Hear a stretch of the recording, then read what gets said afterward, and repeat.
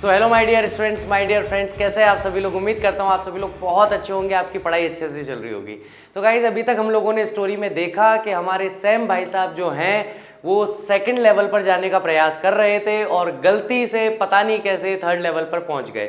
और third level पर पहुंचने के बाद उन्होंने वहाँ की सारी जो चीज़ें हैं जो उन्हें दिखाई दे रहा है सामने, किस तरह का इंक्वायरी बॉक्स बना हुआ है, किस तरह की वहाँ पर लाइटिंग है, किस तरह के लोग वहाँ पर हैं, इसके बारे में उन्होंने व्याख्या करना शुरू की थी। और उसी व्याख्या के बीच में हमारा लास्ट लेक्चर जो है वो कंप्लीट हो गया था। तो उसी व्याख्या को ही, उस विवरण को ही आगे बढ़ाते हुए हम आज का हमारा लेक्चर स्टार्ट करते हैं। देखते हैं आज के लेक्चर में हमें क्या मिलने वाला है।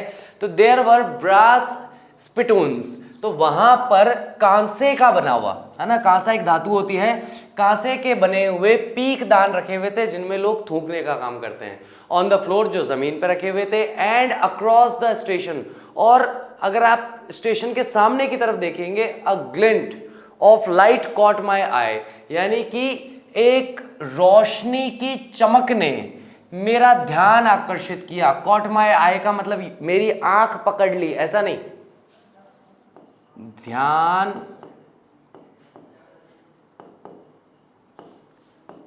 आकर्षित करना। कॉट माई आई का मतलब क्या है? ध्यान आकर्षित किया। A man was pulling a gold watch from his waist pocket. तो देखो भाई, अब इस वाक्य को थोड़ा सा समझ लो, ट्रांसलेशन से तो समझ में आएगा नहीं। यहां पर क्या है कि जो पुराने समय में जो लोग सूट पहनते थे वो बेसिकली 3 पीस सूट हुआ करता था, जिसमें एक आधी आस्तीन का अंदर वेस्ट पहना जाता है, उसके बाद पूरी आस्तीन का ऊपर से कोट पहना जाता है। तो जो कोट पहना जाता है उसे तो कोट कहते हैं, और जो आधी आस्तीन वाला कोट होता है उसे वेस्ट कहा जाता है। उसमें इस जगह पर पॉकेट्स होती हैं। उस पॉकेट से घड़ी निकाली उसने सोने की और ऐसे खट करके ढक्कन खोला यूं, और उसमें टाइम देखा। तो उस चीज के लिए कह रहा है कि गोल्ड वॉच उसने अपनी वेस्ट की पॉकेट से निकाली। ही स्नैप्ड ओपन द कवर, उसने झटके के साथ उसका कवर खोला। ग्लैंस्ड एट हिज वॉच, और अपनी नजर, अपनी घड़ी पर नजर डाली। एंड फ्रॉन्ड, फ्रॉन्ड कहते हैं गुस्से में, ऐसा करा, ठीक है। तो नाक सिकोड़ना या गुस्सा दिखाना, थोड़ा सा अनअप्रूवल दिखाना, किसी चीज से असहमति जताना, इस तरह का एक भाव होता है। ही वोर अ डर्बी हेड, उसने एक डर्बी हेड पहन रखी थी। अ ब्लैक 4 बटन सूट, एक काले रंग का 4 बटन वाला सूट पहन रखा था। विथ टाइनी लेपल्स, जिसको जो आगे या सामने की तरफ से थोड़ा सा मुड़ा हुआ था। And he had a big black handle bar moustache, और उसकी बड़ी बड़ी मूछें थी, हैंडल बार वाली मूछें थी। हैंडल बार एक तरह की डिजाइन, वो होती है, स्टाइल होती है मूछें रखने की, और बड़ी उसकी मूछें थी और काले रंग की उसकी मूछें थी, ठीक है। देन आई लुक्ड अराउंड, फिर मैंने अपने चारों तरफ देखा। And saw that everyone in the station was dressed like 1890 something. Most important, तो ये कौन से समय में पहुंच गए हैं भाई साहब? 1890 के समय में पहुंच गए हैं। मैंने अपने चारों तरफ देखा तो सभी लोगों ने वैसे ही कपड़े पहन रखे थे स्टेशन में जैसे 1890 के समय में पहने जाते थे। I never saw many beards, मैंने इतनी अलग अलग तरह की दाढ़ी वाले लोग आज तक नहीं देखे थे। साइड बर्न्स, साइड बर्न्स इनको कहते हैं, लड़के बोलते हैं इसको कलम कलमे बोलते हैं ना। तो ये जो कलम है, साइड बर्न जो है, वो भी अलग अलग तरह की थी। And fancy mustachios in my life, और इतनी अलग अलग तरह की मुस्टैशियस यानी कि मूछें मैंने अपने जीवन में नहीं देखी थी। A women walked in through the train gate, एक औरत जो है वह ट्रेन के गेट से अंदर की तरफ आई। She wore a dress with leg of mutton, उसने एक ऐसी ड्रेस पहन रखी थी जिस पर मटन की टांगे जैसी होती है ना, भेड़ की टांगों जैसी, उसने हाथ पर स्लीव्स पहन रखी थी। And skirts to the top of her high button shoes, और इसने स्कर्ट भी पहन रखी थी और साथ में ही हाई बटन वाले शूज पहन रखे थे। यानी कि ये सारी की सारी चीजें जो बताई जा रही है, ये किसी महिला के ड्रेस का वर्णन है कि पुराने जमाने की ड्रेसेस कैसी होती थी और पुराने जमाने की ड्रेस उसने पहन रखी थी, ठीक है। बैक ऑफ हर, और उसके पीछे आउट ऑन द ट्रैक्स, पटरियों पर मैंने देखा। आई कॉट अ ग्लिम्स, मुझे एक झलक मिली ऑफ अ लोकोमोटिव, लोकोमोटिव यानी कि पुराने जमाने का हमारा जो इंजन होता है वो। A very small career Evans locomotive, जो बहुत ही छोटा सा कुरियर इवेंट्स लोकोमोटिव था विद अ फनल, जिसके ऊपर एक इस तरह की ये फनल होती है, ठीक है, एक फनल निकली हुई थी, शेप्ड फनल के जैसी एक कुप्पी नुमा चिमनी निकली हुई थी, स्टेक निकली हुई थी। एंड देन आई न्यू, और तभी मैं जान गया कि भाई मैं कहाँ हूँ, क्या है, क्या हो रहा है, क्या नहीं हो रहा है, सब चीज़ में एक बार में समझ गया टू मेक श्योर। लेकिन जो भी मैं समझ रहा था उसको निश्चित करने के लिए कि यार मैं जो सोच रहा हूँ वैसा है कि नहीं है। मैं 1890 में आ गया हूँ, मेरे दिमाग में ये बात चल तो रही है, लेकिन देखें यार कहीं ना कहीं से कुछ ना कुछ श्योरिटी लेवें कि वास्तविकता में ऐसा कुछ हो भी रहा है या अपनी कल्पना मात्र है। श्योर करने के लिए I walked over a news boy, तो एक अखबार बेचने वाले लड़के के पास में गया एंड ग्लैंस्ड, और मैंने नजर डाली एट द स्टेक, उस ढेर पर जो न्यूज़पेपर्स का था, एज इट फीट, जो उसके पैरों के पास रखा था, इट वॉज द वर्ल्ड, और जो न्यूज़पेपर वहां पर रखा हुआ था उस न्यूज़पेपर का नाम था the world, and the world hasn't been published for years, और द वर्ल्ड एक ऐसा न्यूज़पेपर था जो सालों से नहीं छपा था। The lead story said something about president Cleveland, और मुख्य कहानी जो थी या उस पर जो मुख्य समाचार छपा हुआ था वो प्रेसिडेंट क्लीवलैंड के बारे में था। और प्रेसिडेंट क्लीवलैंड अभी तो है नहीं, वो 1890s के समय में हुआ करते थे प्रेसिडेंट, अब थोड़ी है वो प्रेसिडेंट, यानी कि उस समय का न्यूज़पेपर उसे दिखाई दिया। I found that the front page, मुझे उसका पहला पेज मिला in the public library files, public library की फाइल्स के अंदर, एंड इट वॉज प्रिंटेड जून 11, 1894। और उस न्यूज़पेपर पे जब मैंने बाद में जाकर के, जब मैं वहाँ से वापस बाहर आ गया, ये भी थोड़ा सा अलग हिस्सा है, जब मैं वहाँ से बाहर आ गया, बाहर आकर के मैंने पता लगाने का कोशिश की कि यार ये कौन सा टाइम था, तो मैं लाइब्रेरी में गया, जहाँ जाकर मैंने पुराने न्यूज़पेपर्स को खंगाला, और वहाँ जाकर मुझे पता चला कि अच्छा जो न्यूज़ मैंने पढ़ी थी 3rd लेवल पे, उस पेपर में वो न्यूज़ कब छपी थी, 11 जून 1894 को छपी थी। I turn towards the ticket window, और मैं फिर से टिकट विंडोज की तरफ मुड़ गया, नोइंग दैट, ये जानते हुए, here on the 3rd level, ये जानते हुए कि मैं अभी यहाँ 3rd लेवल पर हूँ ग्रैंड सेंट्रल में। I could buy tickets that would take Luisa and me anywhere, मैं टिकट खरीद सकता था जो मुझे और मेरी पत्नी लुइसा को कहीं भी ले जा सकते थे इन द यूनाइटेड स्टेट, पूरे के पूरे अमेरिका के अंदर, यूनाइटेड स्टेट्स में। वी वांटेड टू गो, जहां भी हम जाना चाहें। इन द ईयर 1894, अगर मैं बात करूं, अब यहाँ पर ये अपने बचपन की यादों में खोएगा और हमें बताएगा कि भाई देखो कैसा था, कैसा नहीं था मेरा बचपन। यहाँ पर इलिनॉइस की मेन बात होने वाली है, ठीक है। And I wanted 2 tickets to Galesburg Illinois, मैं 2 टिकट खरीदना चाहता था गेल्सबर्ग नामक जगह पर जाने के लिए जो इलिनॉइस में है। Have you ever been there, क्या आप कभी वहाँ गए हैं? It's a wonderful town still, अभी भी वर्तमान में भी वह बहुत ही लाजवाब एक कस्बा है, टाउन है, with big old farm houses, जहाँ बड़े बड़े पुराने फार्म हाउसेस बने हुए हैं, ह्यूज लॉन्स, बड़े बड़े बगीचे बने हुए हैं, एंड ट्रेमेंडियस ट्रीज, और विशाल अद्भुत रूप से बड़े वहाँ पेड़ दिखाई देते हैं, whose branches meet overhead and roof the streets. क्या शानदार नज़ारा होगा।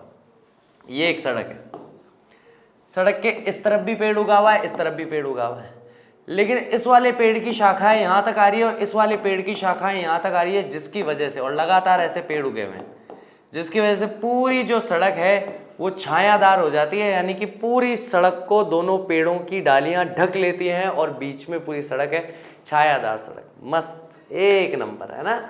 कल्पना करके देखिए किस प्रकार का नज़ारा होगा। पतली सी सड़क हो, साफ सुथरी सड़क हो, कचरा नहीं होना चाहिए, मेन बात ये भी है, दोनों तरफ बड़े बड़े विशाल पेड़ और ऊपर जाकर के ऐसे मिल जाएं, और आप जिस सड़क से गुजर रहे हो उस सड़क पर पूरी छाया हो, और हल्की सी गर्मी के टाइम में आप अगर पेड़ के नीचे जाकर बैठेंगे, ऐसी जगह से अगर आप गुजरेंगे, आपको हल्की सी पानी की फुहार महसूस होगी।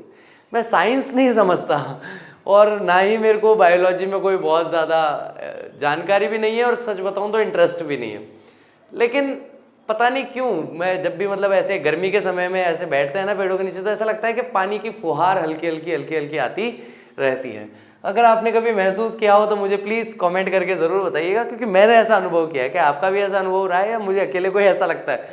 चलिए, एंड इन 1894 और 1894 में समर इवनिंग्स वर ट्वाइस एज लॉन्ग, यानी कि गर्मियों की जो शाम होती थी वो 2 गुना बड़ी होती थी सामान्य शामों से। And people sat out on their lawns, और लोग जो हैं वो बाहर आकर अपने बगीचों में बैठ जाते थे। द मैन स्मोकिंग सिगार्स, पुरुष वर्ग जो हैं, जितने भी लोग थे, पुरुष मोटियार थे, वो सारे के सारे सिगार पीते रहते थे। एंड टॉकिंग क्वाइटली, और शांति से धीरे धीरे बात किया करते थे। The women waving palm leaf fans, ये होते हैं पाम लीफ फैंस, ऐसे वाले होते हैं, ये पूरा का पूरा पाम लीफ का बना हुआ है, ठीक है। तो पाम लीफ फैंस जो हैं उन्हें हिलाती रहती थी अपने आप को हवा करने के लिए। विद द फायर फ्लाइज, जहां पर जुगनू जो है चारों तरफ उड़ते रहते थे। इन अ पीसफुल वर्ल्ड, एक बहुत ही शांतिपूर्ण संसार वहां देखने को मिलता था। To be back there with the first world war, यानी कि अगर मैं वहां जाता हूं, अगर मैं 1894 में अगर मैं चला जाता हूं, तो फर्स्ट वर्ल्ड वॉर होने में अभी भी समय बाकी है, यानी कि 20 साल का समय बाकी है। कब हुआ था फर्स्ट वर्ल्ड वॉर? 1914 से 1918, ठीक है। कोई मजाक नहीं उड़ाएगा, ज़्यादा नहीं आती, थोड़ी बहुत हिस्ट्री आती है, थोड़ी बहुत हमने पढ़ी है हिस्ट्री, ठीक है। तो 1914 से लेकर के 1918 के बीच में फर्स्ट वर्ल्ड वॉर हुआ था, और ये जा रहा है भैया 1894 में। तो ये कह रहा है कि फर्स्ट वर्ल्ड वॉर होने में अभी भी 20 साल का लगभग समय बाकी है। And world war 2 over 40 years, और वर्ल्ड वॉर 2 जो है लगभग अभी 40 साल उसको होने में बाकी है। इन द फ्यूचर, जो भविष्य में होंगे। आई वॉन्टेड 2 टिकट्स फॉर दैट, और वहां जाने के लिए, इलिनॉइस में जाने के लिए, यानी गेल्सबर्ग जो इलिनॉइस में बसा हुआ है, वहां जाने के लिए मुझे 2 टिकट्स खरीदने थे, 2 टिकट्स की आवश्यकता थी। The clerk figured the fair, तो वहां जो क्लर्क बैठा हुआ था, बाबू बैठा हुआ था, उसने टोटल किराया जोड़ा। He glanced at my fancy headband, headband इसे कहते हैं, ये ना ये वाला, ये हेड पर जो बैंड लगाया जाता है, फीता बोलते हैं, हेडबैंड की तरफ उसने देखा। But he figured the fair, लेकिन बस वो अपने किराया जोड़ता रहा। And I had enough for 2 coach tickets, और मेरे पास इतना पैसा था कि मैं आराम से 2 कोच टिकट खरीद सकता था, वन वे, एक तरफ का, मतलब यहाँ से जाना जाना ही है, वापस आने का काम नहीं है। But when I counted out the money, लेकिन जैसे ही मैंने जेब से बाहर निकाल के पैसा गिना, एंड लुक्ड अप, और ऊपर उसकी तरफ जो बाबू पैसा गिन रहा था उसकी ओर देखा, the clerk was staring at me, तो क्लर्क जो है वो ऐसे गुस्से से, खुन्नस से मेरी ओर घूर रहा था। ही नॉडेड एट द बिल्स, और उसने नोट देख करके ऐसे सर हिलाया। नॉडेड मतलब नामे से हिलाना, बोले ये नहीं चलेगा, ये गलत बात बाबू, ये नहीं चलने वाला, ये नहीं करोगे आप हमारे साथ। 1894 में जाकर के अगर तुम 19वीं शताब्दी के 20वीं शताब्दी के पैसा चलाना चाहोगे तो बहुत गलत बात है, बहुत पिटाई होगी। दैट एंट मनी मिस्टर, उसने कहा कि ये पैसा नहीं है mister. And if you are trying to skin me, और अगर तुम मुझे ठगने का या लूटने का प्रयास कर रहे हो, you won't get very far, तो तुम ज्यादा दूर बच के नहीं जा सकते। And he glanced at the cash drawer, उसने जहां पर पैसा कैश रखा जाता है उस ड्रॉर यानी कि उस दराज की तरफ देखा, बिसाइड हिम, जो उसके पास थी। Of course the money was old style bills, निस्संदेह उसमें जो पैसे पड़े थे वो पुराने जमाने के नोट थे, अभी के जमाने के नोट नहीं थे। Half again as big as the money we use today, आज हम जितना बड़ा नोट इस्तेमाल करते हैं उससे दुगना बड़े वो नोट थे। एंड डिफरेंट लुकिंग, और अलग तरीके के दिखते थे। आई टर्न्ड अवे, मैं मुड़ गया। एंड गॉट आउट फास्ट, और तेजी से वहां से बाहर निकल गया। There is nothing nice about jail even in 1894, तो कल के लेक्चर में मैंने बताया था कि एक चीज जो 1984 में और आज के ज़माने में एक जैसी है, बिल्कुल नहीं बदली है, वो है जेल। तो ना तो उस ज़माने में जेल जाने में कोई अच्छी बात थी या जेल कोई बहुत अच्छे हुआ करते थे, ना आज जेल जाना कोई अच्छी बात है, जेल कोई अच्छे होते। तो तुरंत प्रभाव से भाई साहब हमारे मुड़े और टक टक टक टक टक बाहर, सीधे रेलवे स्टेशन से non stop. And that was that, और बस इतना ही था। तो मेन जो घटना है वो घटना ये घटित हुई उस दिन। अब इस घटना के इर्द गिर्द सारी घटनाएं चलेंगी, ठीक है। तो यहां पर हमें चार्ली ने उस दिन हुआ क्या वास्तविकता में उसके साथ ये बता दिया। अब देखते हैं कि जब चार्ली ये बात अपनी वाइफ को बताता है या उसके लिए कुछ स्टेप उठाता है इस इलिनॉइस जाने के लिए, गेल्सबर्ग जाने के लिए, तब क्या होता है, सैम को जब पता चलता है तो क्या होता है, ये सारी की सारी चीजें आगे हमें देखने को मिलेंगी। I left the same way, उसी रास्ते से मैं बाहर आ गया। आई केम, जिससे मैं अंदर गया था। आई सपोज, मुझे ऐसा लगता है। नेक्स्ट डे, अगले दिन, ड्यूरिंग लंच आवर, यानी कि दोपहर का भोजन की छुट्टी का जो समय मिलता है ऑफिस में, I drew $300 out of the bank. मैं बैंक गया और अपने $300, यानी टोटल उसके पास $300 पड़े थे और 300 के $300 उसने बाहर निकाल लिए। नियरली ऑल वी हैड, लगभग मेरे पास जितना था सब कुछ। And bought old style currency, और पुराने जमाने की करेंसी नोट खरीद लिए। That really worried my psychiatrist friend, और मेरे ये करने की वजह से मेरा साइकेट्रिस्ट फ्रेंड जो है सैम, जिसका नाम है, अभी तक उसका नाम आया नहीं है, आ जाएगा, लेकिन आप याद रखना, सैम जो है वो बहुत ज़्यादा घबरा गया था, चिंतित हो गया था, डर गया था कि यार ये तो हर चीज़ को बहुत सीरियसली ले रहा है यार, कुछ थर्ड लेवल है ही नहीं। लेकिन ये अपने जीवन में थर्ड लेवल को ऐसे मान रहा है कि नहीं, थर्ड लेवल है, मैं जाके आया हूँ, मैं देख के आया हूँ, मैं गिरफ्तार होते होते बचा वहाँ से इतनी खराब स्थिति थी। और अब जब ये वास्तविक जीवन में ऐसे कदम उठा रहा है तो इसका फ्रेंड जो है सैम, वो थोड़ा सा भयभीत हो रहा है कि यार कहीं कुछ हो नहीं जाए मेरे दोस्त को। You can by old money at almost any coin dealer, आप किसी भी कॉइन डीलर के पास जाकर के पुराने ज़माने का पैसा खरीद सकते थे। बट यू हैव टू पे अ प्रीमियम, लेकिन आपको थोड़ा सा अतिरिक्त पैसा, अतिरिक्त भुगतान उसके लिए आपको करना पड़ता है। My $300 bought less than 200 in old style bills, मेरे $300 जो थे उससे मुझे पुराने ज़माने के लगभग 200 से थोड़े कम पैसे मिले, यानी $200 से कम डॉलर मिले पुराने स्टाइल के।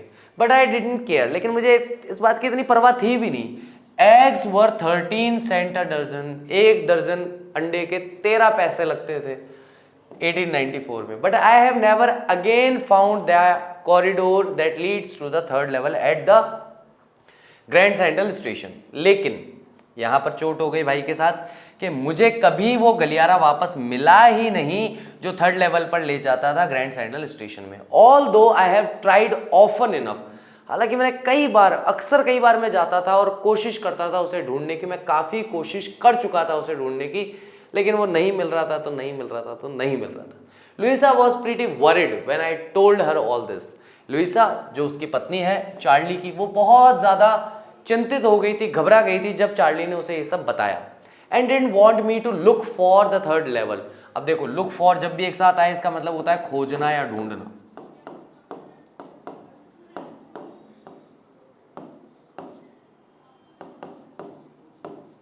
ठीक है, तो वो नहीं चाहती थी कि मैं अब और ज्यादा ढूंढूं या खोजूं थर्ड लेवल को एनी मोर, और ज्यादा। एंड आफ्टर अ वाइल, और थोड़े समय के बाद, आई स्टॉप्ड, मैंने ढूंढना बंद ही कर दिया। I went back to my stamps, और मैं वापस अपने स्टैम्प कलेक्शन को देखने लगा। But now we are both looking every weekend. लेकिन जैसे ही मैं वापस अपने स्टैम्प कलेक्शन को देखने गया, उसमें कुछ ऐसी घटना हुई जिसकी वजह से अब हम दोनों ही थर्ड लेवल ढूंढ रहे हैं। एवरी वीकेंड, जब भी सप्ताह में छुट्टी होती है, सैटरडे संडे, हम पहुंच जाते हैं ग्रैंड सेंट्रल और जाकर के थर्ड लेवल ढूंढते हैं। इस लाइन से इस लाइन में स्टोरी जंप हो गई है, ध्यान रखना, फंस मत जाना, राइटर फंसा रहा है यहाँ पे, अपने को फंसना नहीं है। I went back to my stamps, I stopped, यानी कि मैंने ढूंढना बंद कर दिया third level.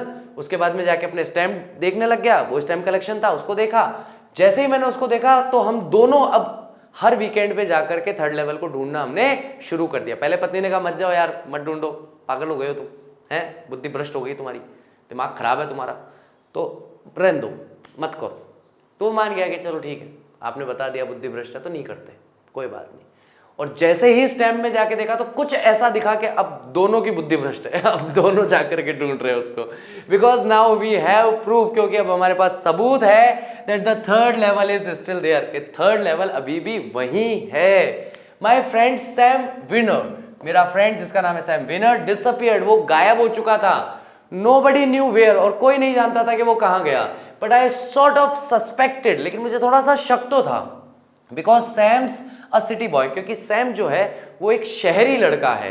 And I used to tell him about Galesburg, और मैं उसे गेल्सबर्ग के बारे में बताता रहता था कि भाई देखो, जब मैं छोटा था तो मैं दादाजी के साथ रहता था, तो मैं गेल्सबर्ग में स्कूल जाता था, गेल्सबर्ग ऐसा था, गेल्सबर्ग वैसा था, अगर धरती पे कहीं स्वर्ग है तो वो गेल्सबर्ग में है। इस तरह से मैं उसे बताता रहता था।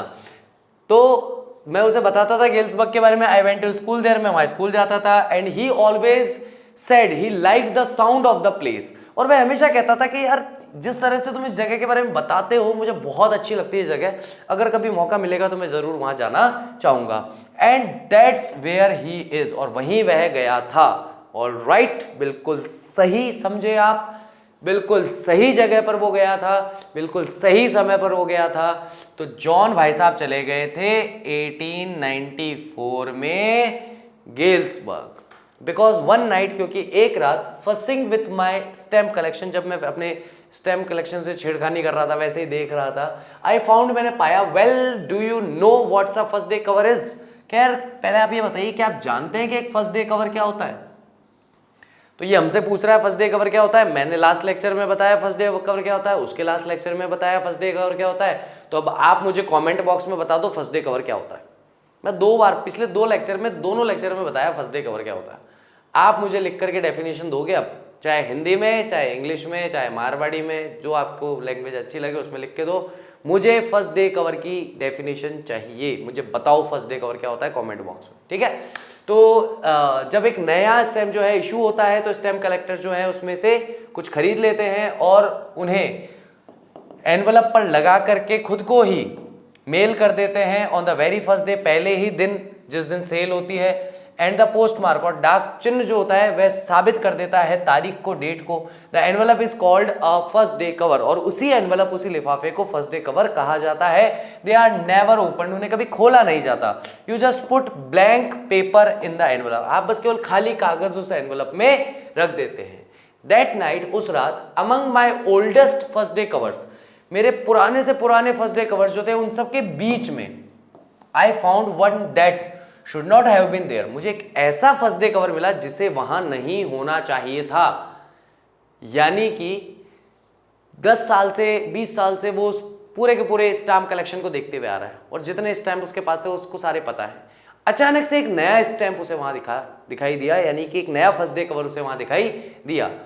उसको लगा यार इसे तो यहां नहीं होना चाहिए, ये तो आज तक नहीं था, पुराने जमाने में अभी भी नहीं होना चाहिए था। But there is it was, लेकिन वो वहीं था। It was there because someone had mailed it to my grandfather, वो वहां इसलिए था क्योंकि किसी ने उस पत्र को मुझे, मेरे ग्रैंडफादर को मेल किया था एट हिज होम, उनके घर पे, इन गेल्सबर्ग, जो जब उनका घर गेल्सबर्ग में था। That's what the address on the envelope said, और यही मुझे पता चला जब मैंने उस लिफाफे के ऊपर लिखा हुआ पता पढ़ा तो। And it had been there since July 1894, और ये 18 जुलाई 1894 से वहीं पड़ा था।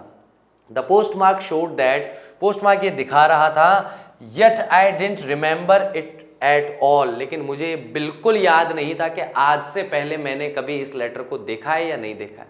वास्तविकता में हुआ क्या, सैम जो है वो पास्ट में जा चुका है। सैम ने पास्ट में जा करके उसके दादाजी को लेटर लिखा, उसके दादाजी ने उसे उठा करके फर्स्ट डे कवर में डाल दिया। अब वर्तमान के हिसाब से, क्योंकि भूतकाल बदल गया तो इनका वर्तमान भी बदल गया। तो अब तक वो लेटर उसे दिखाई नहीं दिया था, लेकिन क्योंकि रिसेंटली सैम ने उसके दादाजी को वो लेटर भेजा है पास्ट में, इसलिए प्रेजेंट में उसे वो लेटर वहां पर दिखाई दे रहा है। तो इस तरह की ये एक भूल भुलैया वाली कहानी है बालक, जिसे हमें समझना है कि पास्ट में जाकर के अगर सैम कुछ भी करेगा तो प्रेजेंट पे उसका फर्क पड़ेगा, ये हमें समझना है। ये राइटर भाई साहब कहीं बता भी नहीं रहे कि क्या हो रहा है क्या नहीं हो रहा, लेकिन कोई बात नहीं, कोई बात नहीं, मैं हूं ना तुम्हारे साथ, तुम क्यों टेंशन ले रहे हो, घबराना नहीं है, मैं हूं ठीक है। ये समझाए नहीं समझाए, मेरे को तो समझाना, मेरा काम है समझाना। तो यही हुआ कि पास्ट में जाकर के सैम ने उसके दादाजी को लेटर भेजा, वो लेटर उन्होंने अपने कलेक्शन में डाल दिया, और क्योंकि पास्ट में ये सारी घटनाएं चेंज हो गई, उस वजह से प्रेजेंट में भी जो उसका स्टैम्प कलेक्शन है, उस स्टैम्प कलेक्शन में भी चेंजेस देखने को मिल रहे हैं। वो उसे निकालेगा और पढ़ेगा, ठीक है। The stamp was 6 cent, 6 cent का स्टैम्प था, डल ब्राउन, हल्का भूरे रंग का था, with a picture of President Garfield, जिसपे प्रेसिडेंट गारफील्ड का एक पिक्चर लगा हुआ था। नेचुरली, स्वाभाविक सी बात है। व्हेन द एनवलप केम इन ग्रैंडडैड, जब दादाजी के पास वो एनवलप आया था इन द मेल, उनके मेल में, it went right into his collection, तो उन्होंने सीधा उसे उठा करके अपने कलेक्शन में डाल दिया। स्टेट देयर, और वो वहीं रहा, till I took it out, जब तक मैंने इसे बाहर नहीं निकाला। ओपनड इट, और मैंने इसे खोला। The paper inside wasn't blank, तो अंदर सामान्यतः फर्स्ट डे कवर में खाली पेपर रखे जाते थे, लेकिन आज जो मैंने खोल के देखा ये खाली नहीं था, यानी कि इसके अंदर जो पेपर थे वो खाली नहीं थे। इट रीड, इस पर लिखा गया था। ठीक है, ये हमारे सैम भाई साहब का लेटर है जो एज इट इज मैं आप लोगों के लिए ले आया। तो थोड़ी सी स्पेसिंग है, देख लीजिए इसे। 941 Willard Street, Galesburg, Illinois, July 18, 1894। Charlie, I got to wishing that you were right. मैं बस ये चाहता था, मैं हमेशा से इच्छा रखता था कि काश तुम सही होते। Then I got to believing you were right, और फिर मुझे विश्वास करना ही पड़ा कि तुम सही थे। एंड चार्ली इट्स ट्रू, और चार्ली ये सत्य है। I found the third level, मुझे थर्ड लेवल मिल गया है। I have been here 2 weeks, मैं पिछले 2 सप्ताह से यही हूं। एंड राइट नाउ, और अभी down the street at the delights, और अभी मैं सड़क के नीचे, डिलाइज कोई जगह का नाम है, वहां पर हूं। Someone is playing a piano, कोई पियानो बजा रहा है। And they are all out on the front porch, और वो सभी बाहर बरामदे में आकर के सिंगिंग, वो गा रहे हैं गाना। कौन सा? उस जमाने का गाना, seeing Nellie home. And I am invited over the lemonade, और मुझे शिकंजी पीने के लिए किसी ने आमंत्रित किया कि भाई शाम को आना, बैठ करके चाय पानी पियेंगे, शिकंजी पियेंगे। कम ऑन बैक, वापस आओ चार्ली एंड लुइसा, दोनों। कीप लुकिंग, ढूंढते रहो till you find the third level, जब तक तुम्हें थर्ड लेवल मिल नहीं जाता। इट्स वर्थ इट, ये ढूंढने के लायक है। बिलीव मी, मुझ पर विश्वास करो। और नीचे सिग्नेचर था, द नोट इज साइंड, और नोट पर साइन लगा हुआ था सैम। तो सैम भाई साहब जो गायब हुए हैं वो मस्त मस्ती मार रहे हैं 1894 में, पास्ट में जाके। ठीक है, 200 थोड़े बहुत पैसे लेकर वहां जाके करोड़पति हो गए। At the stamp and coin store I go to, और स्टैम्प जहां पर मैं, स्टैम्प और कॉइन स्टोर जहां मैं जाया करता था, I found out that Sam bought $800, उसके पास $800 कीमत के उसने पुराने स्टाइल की करेंसी ली है, पुराने जमाने की, पुराने तरीके की मुद्रा उसने ली है। That ought to set him up in a nice little hay feed and grain business, जिससे वो आराम से सेटअप कर सकता है, आराम से एक छोटा मोटा धंधा खोल सकता है, जहां वो थोड़ा बहुत भूसा खरीद सके, फीड, जानवरों का चारा, ग्रेन, धान खरीद के और बिजनेस कर सकता है। ही always said that that's what he really wished he could do, और वो हमेशा से कहता था कि उसकी वास्तविकता में इच्छा थी कि काश वो ऐसा कर पाता। And he certainly can't go back in his old business, और निश्चित तौर पर वह अपने पुराने व्यवसाय में तो वापस नहीं जा सकता, क्योंकि उसका पुराना व्यवसाय क्या था? उसका पुराना व्यवसाय था भैया साइकेट्रिस्ट होना, जो लोग मानसिक रूप से बीमार होते हैं, तनाव में होते हैं, उनकी मदद करना। और 1894 में कोई तनाव में नहीं रहता था, सब मस्त रहते थे। तो भैया अगर वो साइकेट्रिस्ट बन भी जाता है वहां जाके, तो भूखा ही मर जाएगा, क्योंकि कोई उसको दिखाने आएगा ही नहीं, किसी को कोई चिंता ही नहीं, वरी ही नहीं है। तो क्यों जबरदस्ती कोई मानसिक रूप से बीमार होगा और बीमार नहीं होगा तो इसको दिखाने कोई नहीं आएगा। नॉट इन गेल्सबर्ग इलिनॉइस इन 1894, खास करके अगर हम गेल्सबर्ग इलिनॉइस की बात करें तो 1984 में तो उसका काम वहां नहीं चल सकता। हिज ओल्ड बिजनेस, उसका पुराना बिजनेस। वाई? क्यों? सैम वॉज माई साइकेट्रिस्ट, क्योंकि सैम मेरा साइकेट्रिस्ट था, मेरा मनोचिकित्सक था, मानसिक रूप से बीमार लोगों की सहायता किया करता था और उनका इलाज किया करता था। तो गाइस उम्मीद करता हूं कि मस्त, मैं तो जितनी बार पढ़ता हूं यार मुझे बहुत अच्छी लगती है स्टोरी, क्योंकि राइटर जिस तरीके से इस स्टोरी को लिख रहा है ना, वो बहुत ही प्यारा तरीका है। मतलब आपको अगर सस्पेंस पसंद है, थ्रिलर पसंद है, तो सस्पेंस और थ्रिल कूट कूट के भरा हुआ है इस स्टोरी के अंदर। तो बस इसे एंजॉय कीजिए, अच्छे से पढ़िए इसको, ताकि आप जितना एंजॉय करेंगे उतना लंबे समय तक याद रख पाएंगे, और जितना लंबे समय तक याद रहेगा उतना ही आप बोर्ड में अच्छा परफॉर्म करके आएंगे। तो उम्मीद करता हूँ आज का लेक्चर आपको अच्छी तरीके से समझ में आया होगा। Thank you very much. I will see you soon in my next lecture. Till that take care of yourself. Bye bye. I will see you soon. Bye.